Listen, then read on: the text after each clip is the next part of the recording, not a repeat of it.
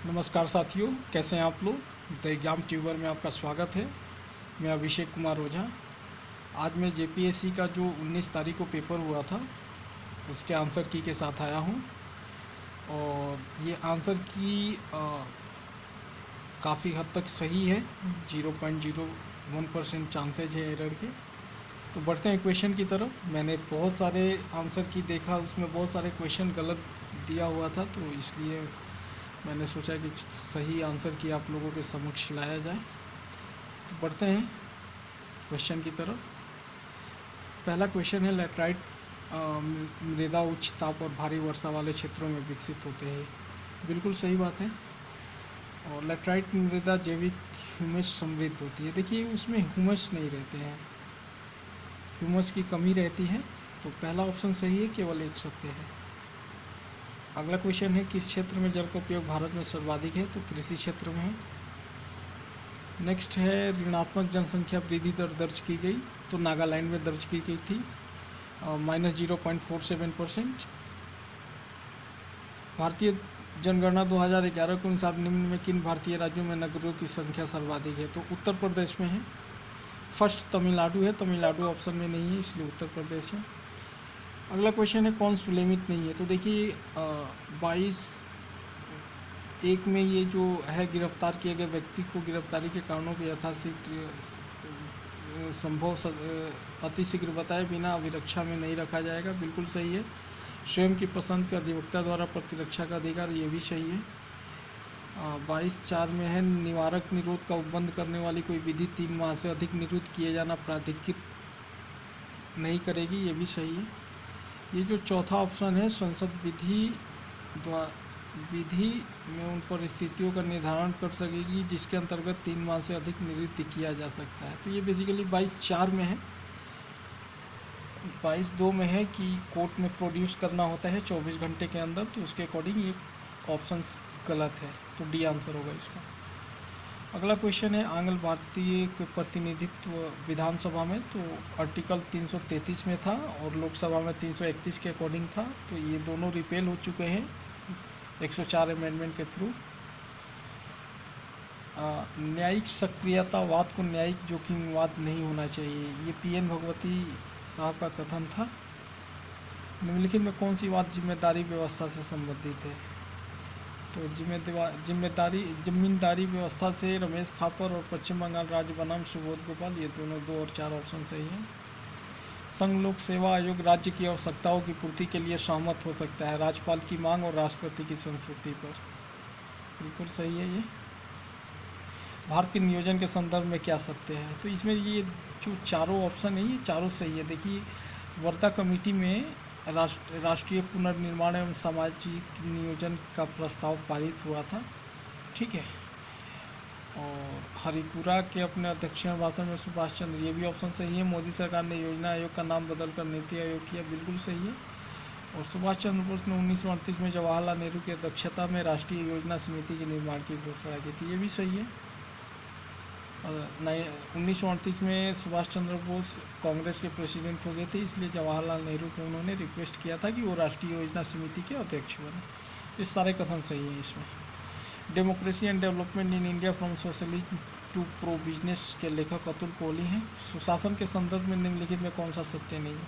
देखिए, मैं बहुत सारे आंसर की मैं देख रहा हूँ, ये गलत दे रखा है। इसमें धार्मिकता एवं भावुकता होना चाहिए। सुशासन के संबंध में सत्य नहीं है। देखिए, सुशासन के संबंध में सहभागिता एवं विधि का शासन बिल्कुल सत्य है। पारदर्शिता भी होनी चाहिए, उत्तरदायित्व भी होना चाहिए, इक्विटी एंड इंक्लूसिवनेस भी होना चाहिए, समावेशन होना चाहिए। धार्मिकता और भावुकता का कोई जगह नहीं है सुशासन में। नगर पालिका का सदस्य चुने जाने के लिए कोई व्यक्ति निर्हित नहीं होगा, तो 18 वर्ष की आयु सीमा तक। पंचायतों की वित्तीय व्यवस्था का मूल्यांकन करने के लिए वित्त आयोग का गठन का प्राधिकार किसको प्राप्त है। भारत के राष्ट्रपति को 280 के अकॉर्डिंग। संविधान में इसका वर्णन है, कॉन्स्टिट्यूशन में। भारतीय राजकोषीय संघवादी व्यवस्था में संसाधनों का केंद्र द्वारा राज्यों का आवंटन किया जाता है। वर्तमान में निम्न कौन सा संसाधनों का आवंटन का एक माध्यम नहीं है। देखिए, सहायक अनुदान जो ग्रांट नेट होता है ना, ये नहीं होता है। बाकी सारी चीज़ों में राजकोषीय संघवादी व्यवस्था के तहत काम होता है। भारत में कर निर्दिष्टीकरण के संवैधानिक प्रावधानों के तहत निम्न में कौन सा कर है जो पूरी तरह राज्यों द्वारा लगाया जाता है और वसूला जाता है? तो देखिए, भू राजस्व कर जो है वो पूरी तरह राज्यों द्वारा ही लगाया जाता है और उन्हीं के द्वारा वसूला जाता है। केंद्रीय बजट में राजकोषीय घाटे का तात्पर्य होता है। देखिए, राजकोषीय घाटा बताता है कि सरकार को अपने खर्चों का पूरा करने के लिए कितने और पैसों की जरूरत है। ये देखिए, हिंदी में थोड़ा सा कन्फ्यूजन हो रही है, अगर अंग्रेजी में आप पढ़ते हैं तो the difference between total revenue and total expenditure of the government, इसमें बोरोइंग को एक्सक्लूड कर दिया जाता है, उधारी को, तो वो राजकोषीय घाटा होता है। भारत की दूसरी पंचवर्षीय योजना पीसी महालानोबिस के द्वारा विकसित किया गया था। विकास के मापकों का प्रस्तावित किया गया है, तो इसमें प्रति व्यक्ति आय, PQLI and HDI human development index आता है। ये क्वालिटी लाइफ इंडेक्स हुआ उसका फुल फॉर्म। भारत में शीर्षक पंक्ति वाली मुद्रास्फीति आधारित होती है। जो हमारी मुद्रास्फीति है भारत में वो CPI उपभोक्ता मूल्य सूचकांक पर मापी जाती है। ये देखिए, इसमें क्वेश्चन है नीति आयोग है, इसमें समेकित सूचकांक के आधार पर निम्न में कौन सा एक अग्रणी राज्य नहीं है? नहीं की बात कर रहा है, तो देखिए ऑप्शन के अकॉर्डिंग गुजरात होगा। ठीक है, आगे बढ़ते हैं। देश के 29 राज्य और 6 संघ राज्य, ये 28 राज्य और 8 शासित प्रदेश हैं। तो उसमें दे रहा है कि नैम के तहत ये कौन से पॉपुलेटेड पार्टिकल्स हैं। तो देखिए, इसमें सल्फर डाइऑक्साइड, नाइट्रोजन डाइऑक्साइड और पार्टिकुलेट मैटर 10, निलंबित कणीय पदार्थ और सूक्ष्म कणीय पदार्थ PM 2.5 ये है। ये ऑप्शन सही है। अगला क्वेश्चन है कि ब्रेटन वुड्स संस्थानों से संबंधित नहीं है। तो ब्रेटन वुड्स संस्थानों के अंतर्गत अंतर्राष्ट्रीय मुद्रा कोष और अंतर्राष्ट्रीय पुनर्निर्माण बैंक की स्थापना की गई थी, जिसको विश्व बैंक कहा जाता है। और इसमें एक इंटरनेशनल ट्रेड ऑर्गेनाइजेशन की भी सहमति बनी थी, जो लाइट में नहीं आ पाई। ये 1990 में ही एज अ विश्व व्यापार संगठन के फॉर्म में आया था। तो इसके अकॉर्डिंग आंसर होगा संयुक्त राष्ट्र, ऑप्शन के अकॉर्डिंग। अगला क्वेश्चन है, यदि एक समय अंतराल में बाजारीय शक्तियों द्वारा विनिमय दर 60 रुपये प्रति डॉलर से बदलकर 65 रुपये प्रति डॉलर हो जाती है, तो रुपये का मूल्य ह्रास हो जाता है। ठीक है,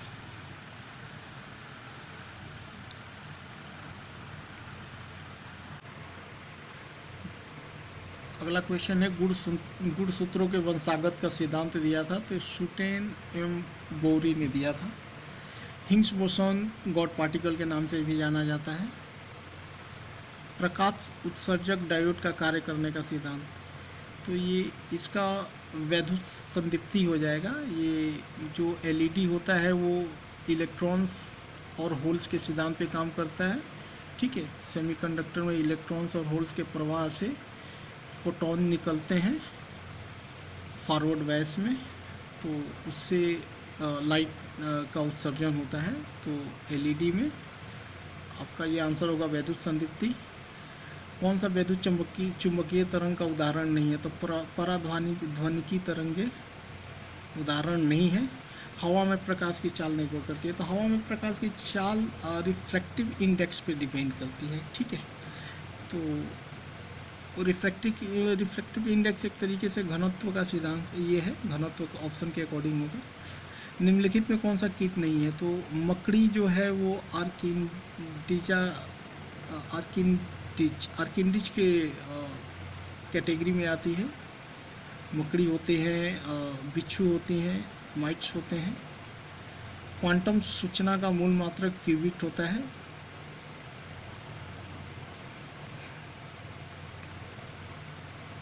क्यूबिट का फुल फॉर्म क्वांटम बिट होता है।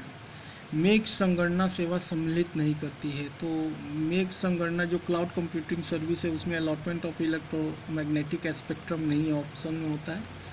फैक्स और इलेक्ट्रॉनिक मेल प्रेषण में प्रयुक्त सूचना संकेत का ये स्वरूप जो होता है एनालॉग सिग्नल होता है। ठीक है, वो पॉजिटिव निगेटिव दोनों ऐसे जिगजैग में चलता है। पौधों के द्वारा ली जाने वाली नाइट्रोजन का रूप है, नाइट्रोजन का जो फॉर्म होता है वो नाइट्रेट के फॉर्म में लिया जाता है। मूंगफली का अत्यधिक हानिकारक रोग आर्द्र पत्तन होता है, डैम्पिंग ऑफ। अगर ये हो जाता है तो पौधों के बचने के बहुत कम चांसेज होते हैं। मक्का, आलू, गन्ना और मूंग फसल चक्र 3 वर्षीय चक्र के उदाहरण हैं। ये मैंने एग्रोपीडिया साइट से देखा है, सोर्स इसका है। मैक्रोनो गेहूं का वनस्पतिक नाम ट्रिटिकम ड्यूरम है। प्रथम शाकनाशी का विश्व में उत्पादन 2,4-D था, जिसको डो केमिकल ने बनाया था, इसके इन्वेंटर थे। अगला क्वेश्चन है, भारत से विदेशों में बहुतायत में निर्यात की जाने वाली आम की अल्फांसो प्रजाति है। मुगलों के समय झारखंड का प्रदेश कुकरा के नाम से जाना जाता था। अंग्रेजों को झारखंड में सर्वप्रथम प्रवेश सिंहभूम से हुआ था। भूमिज विद्रोह के नेता गंगा नारायण थे। अगला क्वेश्चन है, आदिवासियों का निवास स्थान टंडा का नाम से जाना जाता है। जो बिरहोर प्रजाति होती है वो जंगलों में अपनी समूह बनाकर झोपड़ी का रहते हैं, तो उन्हें टंडा बोला जाता है। जो असुर आदिवासी होते हैं उनमें विधवा पुनर्विवाह को मैयारी कहा जाता है। भूमकुड़िया का तात्पर्य युवा गृह से है। किस पर्व से पहाड़ी खड़िया की आर्थिक स्थिति उजागर होती है? तो ये जेठ नवाखिया पर्व से होती है। पालकोट की गुफाएं गुमला में हैं। लोहा गलाना कोरबा आदिवासियों का एक पारंपरिक पेशा होता है। किससे मंदिरों के नगर के रूप में जाना जाता है? ये मलुटी को जाना जाता है। कैलाश पर्वत निम्न किस क्षेत्र में अवस्थित है? नेपाल, ये तिब्बत में है। इसका मैंने गलत टिक कर दिया था। तिब्बत जो हिमालय रेंज है उसमें कैलाश पर्वत है। अगला क्वेश्चन है, विश्व की सर्वाधिक समस्यात्मक जलीय घास फूस है। तो ये इचौर्निया है, हिंदी में इचौर्निया लिखा हुआ है। परमाणु, बिजली घर और राज्य का कौन सा मेल नहीं खाता है? तो कहेगा कर्नाटक में है, बाकी सारे सही है। वंशागत संपत्ति के बिक्री पर पूंजी लाभ कर मिलता है, उसमें बेसिकली आपका कैपिटल गेन होता है। निम्न में कौन सा शास्त्रीय नृत्य अपने वर्तमान स्वरूप में मुगल परंपरा से प्रभावित है? तो ये कथक है। निम्न में कौन सा सर्वाधिक घरेलू रासायनिक प्रदूषण के कारण है? कोयले का जलना। निम्न में कौन लौह धातु का अयस्क है? हेमेटाइट है। शहरी जीवन की विशेषता नहीं है। तो शहरी जीवन की विशेषता में इनफॉर्मल टाइज आते हैं, कंपटीशन भी है शहरों में, इम्पर्सनल रिलेशनशिप भी होते हैं, बिल्कुल होते हैं। लॉस ऑफ ह्यूमनिस्टिक वैल्यू ये नहीं है, मानवीय मूल्यों का नाश ऐसा नहीं बोला जा सकता। अगला क्वेश्चन है, 1947 से पहले 26 जनवरी को कहा जाता था पूर्ण स्वराज दिवस। 1929 में रावी नदी के किनारे 1930 में मनाया गया था और उसी समय से 26 जनवरी को पूर्ण स्वराज दिवस के नाम से जाना जाता था। ठीक है। अगला क्वेश्चन है, निम्न में किन्हें भारत के अंतरिक्ष कार्यक्रम का जनक माना जाता है? विक्रम साराभाई थे। भारत में दूसरी सबसे बड़ी जनजाति कौन है? गोंड जनजाति है। सबसे बड़ी जनजाति भील है और भील के बाद गोंड है। ये बहुत सारे बुक में आपको सबसे बड़ी जनजाति के रूप में गोंड दिखेगा, बट ये दूसरी सबसे बड़ी जनजाति है। सबसे बड़ी जनजाति भील है। अगला क्वेश्चन है, 2019 की कुश्ती में राजीव गांधी खेल रत्न पुरस्कार बजरंग पुनिया को मिला गया था। संयुक्त राष्ट्र द्वारा मानव अधिकारों की विश्वव्यापी घोषणा को कब अपनाया गया था? 10 दिसंबर 1948 को। ब्रिटिश प्रधानमंत्री विंस्टन चर्चिल ने नोबेल पुरस्कार जीता था, साहित्य के लिए इन्होंने जीता था। निम्नलिखित भारत के राज्यों में कौन सा राज्य सर्वाधिक बनना चाहते थे? मिजोरम में 87 या 85 समथिंग है।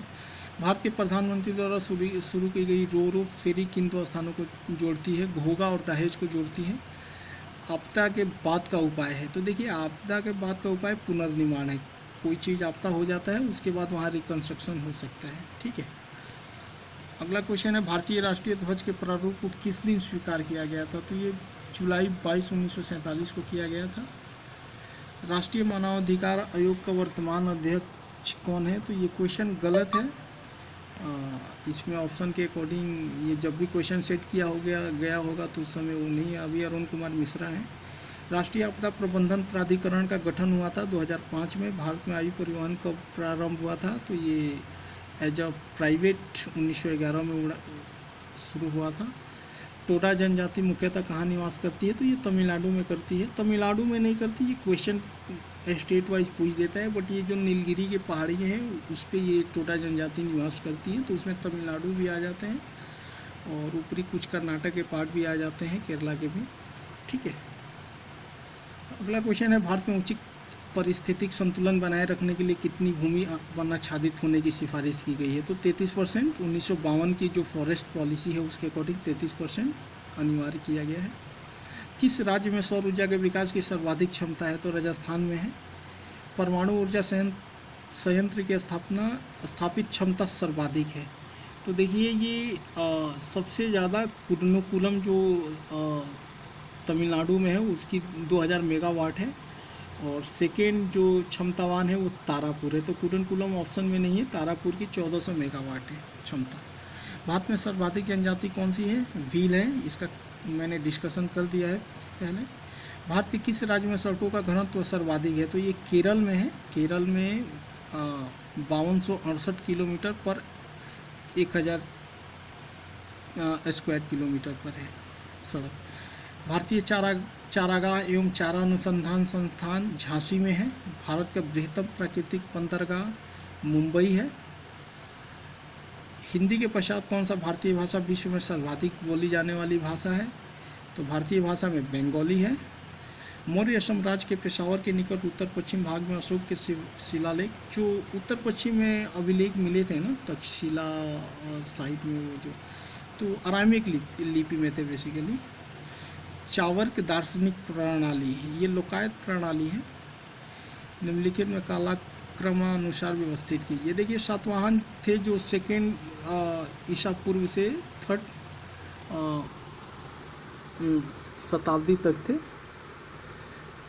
वाकटक का जो स्थान था वो 3rd सेंचुरी कॉमन एरा से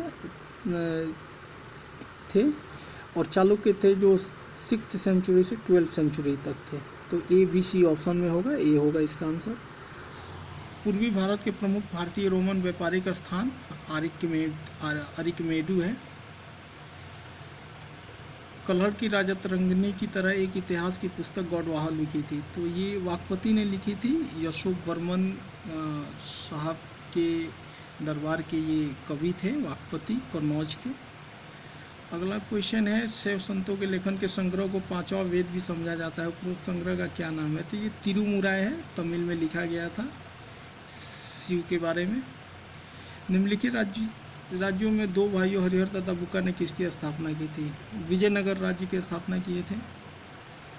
कुवतुल इस्लाम मस्जिद तथा 2.5 दिन का झोपड़ा क्रमशः स्थित है। कुवतुल इस्लाम दिल्ली में है और 2.5 दिन का झोपड़ा अजमेर में है।